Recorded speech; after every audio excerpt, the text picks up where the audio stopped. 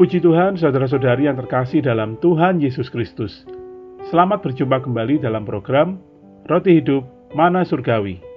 Hari ini kita akan melanjutkan Bible Study kita dalam Kitab Kejadian, bagian ke-136, dengan tema Mengalami Allah Tritunggal.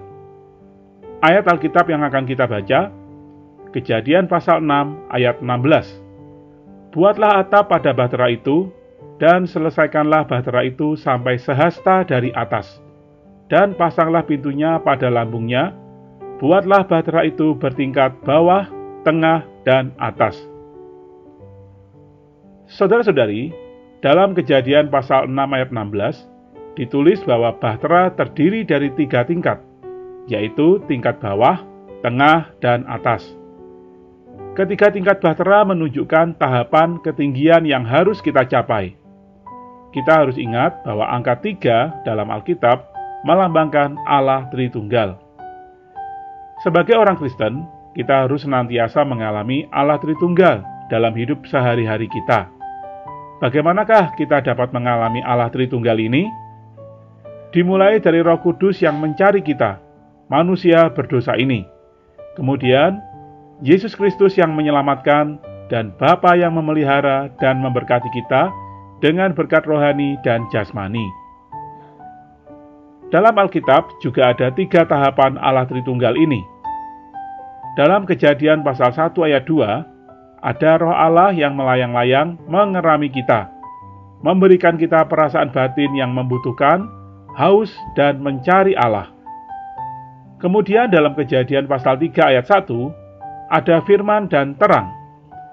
Firman dan terang ini kemudian dinyatakan lebih nyata dalam Yohanes pasal 1 ayat 14, bahwa firman telah menjadi manusia dan diam di antara kita.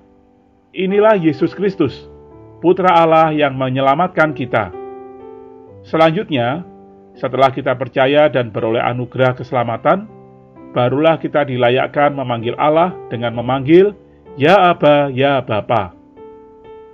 Menurut pengalaman kita, Roh Kudus dulu yang datang kepada kita, menemukan kita, membawa kita ke hadapan Sang Putra, dan mengharukan kita untuk percaya pada Putra. Sesudah kita percaya kepada Putra, kita baru bisa berseru, Ya Aba, Ya Bapa. Cara terbaik untuk mengenal Allah Tritunggal, Allah Bapa, Allah Putra, dan Allah Roh adalah dengan mengalaminya. Orang yang paling mengenal Allah bukanlah mereka yang banyak tahu tentang Allah, tetapi mereka yang banyak mengalami Allah dalam kehidupannya sehari-hari. Allah Tritunggal bukan sekedar untuk dipelajari atau ditelaah, terlebih adalah untuk kita nikmati dan alami. Tuhan memberkati. Mari kita berdoa. Tuhan Yesus, terima kasih atas Allah Tritunggal yang penuh dengan rahmat, anugerah, dan belas kasih.